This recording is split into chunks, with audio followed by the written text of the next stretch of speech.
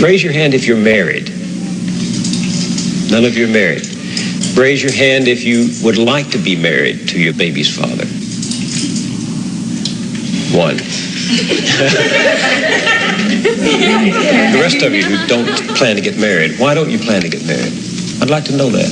You already have your child to think about, and then a whole family to care for. You know, it's a lot of responsibility, and then you don't want the commitments. I wouldn't want no man holding me down, because I think I can make it as a single parent. But don't you think you might need help in raising that baby from a man?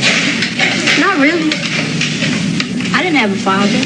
My father wasn't in the home, so, you know, it really, male figures are not substantially important in the family. And when you talk about custody battles, those things can get easily 35, 50, 75, 115. Now, imagine you're a man and you've got four credit cards, and you come to me and you say, Lee, listen, I make $60,000 a year, but I want to fight for my 2 kids. And you're going to tell me the facts of your case, and you got a little something. You got some arguments, but it's going to be a real battle because the judges are biased against men. And so we're going to have to put up a ton of evidence. What are we going to have to put up? Well, we got to do discovery. That's going to cost you 5, 10, 15,000. We got to take her deposition. But then we also need to get the kids some counseling. And we need to get some experts on the case. We need to get the psychiatrist. We need to get the kids evaluated. We need all their reports. We need for these experts to show up to court. And so you can make $60,000 a year, and I can run up your bill to 80 grand, which you cannot afford. So I have to tell you, I have to say, listen, you got a little something. But if I had to say whether you're going to win or lose, I don't think it's 50%. There are attorneys who will tell you, listen, pay me the 80,000, just put it all on all your credit cards, and I'm really going to try, and we're probably going to win. And what happens when you lose? They're going to look at you and say, well, we tried. We gave it the college try. Then they're going to take their 80 grand, that 80 grand you paid them, and they're going to fix their house and put their kids through a couple of semesters of college. Good attorneys don't do that. Good attorneys do the opposite. Good attorneys say, listen, what's going to happen when I start charging this 80 grand, you get up to 30 grand, and you're going to come to me and tell me, you're going to say, Lee, I ain't got no money. What I'm going to do? Do you know what I'm going to do, Ruslan? I'm going to drop you as a fucking client, because I don't work for free. So now I've got your 30 grand, but your trial isn't going to come for a year and a half. That means you got to get up another 30 grand. You got to get on another attorney's plan to pay for the case. So we attorneys tell you, listen, do not fight for custody if you cannot afford to do it. And a custody case is it's one of the most expensive cases that a man will ever have, and a normal man, not some NBA player or something like that. And so a lot of times it comes down to and men have tried, and you never hear about the men who spend $75,000 and then they lose, because what happens when they lose the $75,000? Now I've got their $75,000, and now guess what? They have to turn around and pay child support. Yeah, you got to turn around and pay. Yeah, with what money, right? Because I've already cleaned out their life savings. So good attorneys, we say, listen, instead of doing this whole $75,000 thing, what I can do is try to fight to get the most visitation that I can.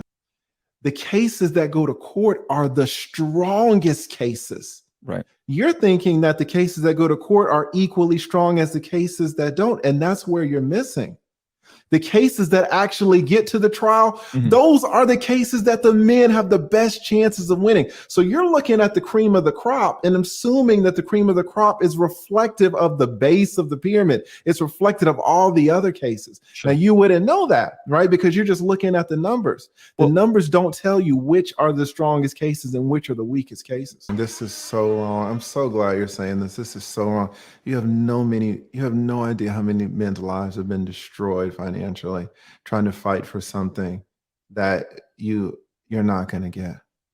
Yeah, You know, again, I'm just saying. All I could go off of is the data that I'm finding, and the data that I'm you're finding from misinterpreting the data. That's what I'm telling you. according to the data, the men have a better shot if they escalated. So I don't know how I'm to telling you misinterpret that. why. You're saying It's the why. No, you're saying that you're reading the data, but you don't know the why. It's like, guys, you can read that 2 + 2 = 4, but you might not understand it. You might need someone to explain it to you. You're saying 2 + 2 = 4, but you might not understand why.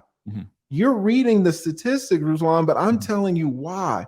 Why is it that the majority of men do not go to court for these kids? It's because they're not going to get them. Let me tell you something about the other side, which you don't want to talk about. There are some shitty moms. Of course. And I know that because I've represented them.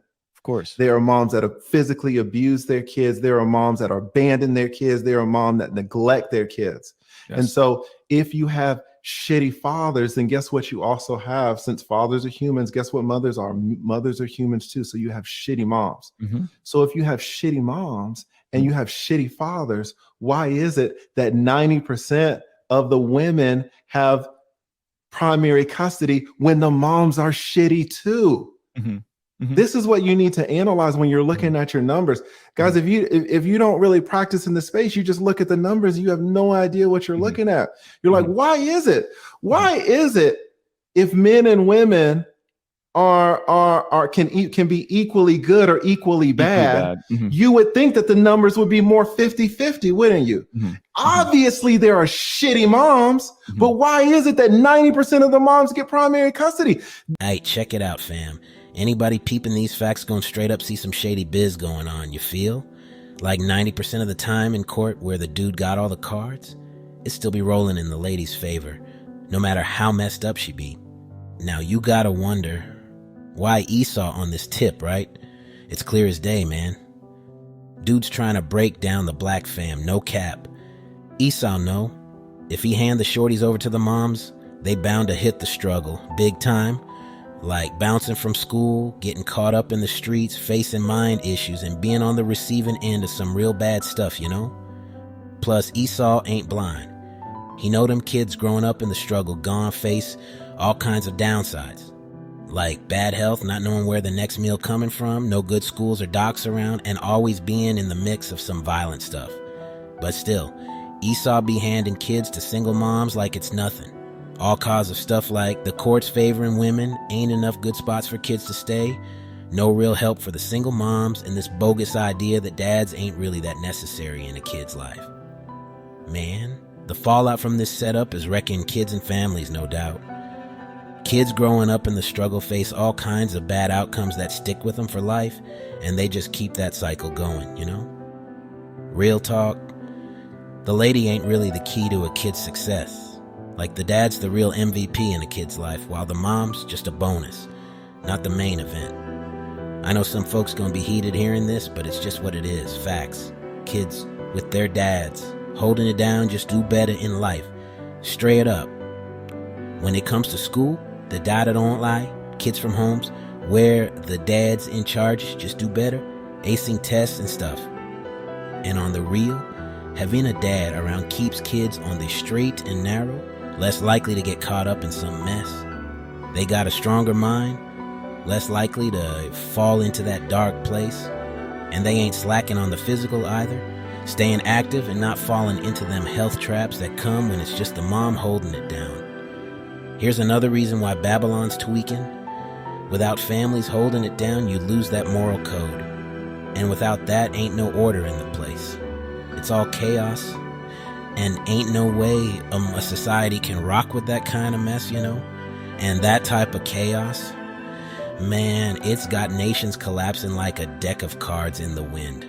Now, peep what Revelation 18:4 is laying down. And I heard another voice from heaven saying, "Come out of her, my people, that ye be not partakers of her sins, and that ye receive not of her plagues." On the real, it's a call to action, fam. It's telling us to step up and bounce from all this Babylon nonsense before we get caught up in the downfall. It's time to separate and return to the laws, statutes, and commandments of the Most High. Shalom.